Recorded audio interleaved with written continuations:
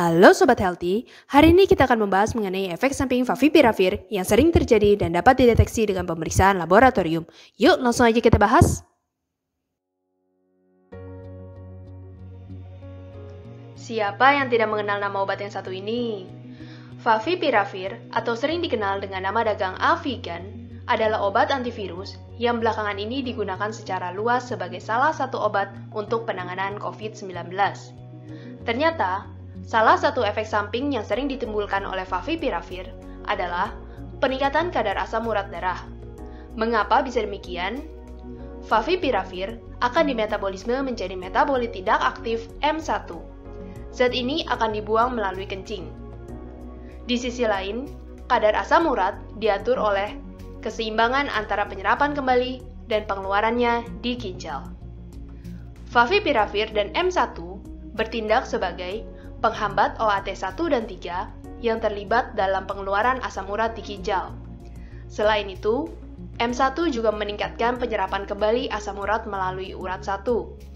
Dengan demikian, Favipiravir dianggap dapat menurunkan pembuangan asam urat dalam kencing, sehingga mengakibatkan peningkatan kadar asam urat dalam darah dan dapat berkontribusi pada cedera ginjal akut.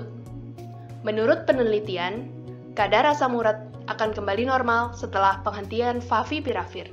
Dengan catatan, tidak ada riwayat peningkatan kadar asam urat sebelum penggunaan Favipiravir, serta tidak ada gangguan fungsi ginjal. Efek samping Favipiravir lain yang sering ditemukan adalah peningkatan hasil tes fungsi hati, terutama AST dan ALT. Dapat kita lihat dalam 8 penelitian bahwa seluruh penelitian mendapatkan efek samping gangguan fungsi hati tersebut. Peningkatan hasil tes fungsi hati dapat disebabkan karena infeksi SARS-CoV-2 pada hati, di mana reseptor virus SARS-CoV-2 berupa ACE2 terdapat pada jaringan hati.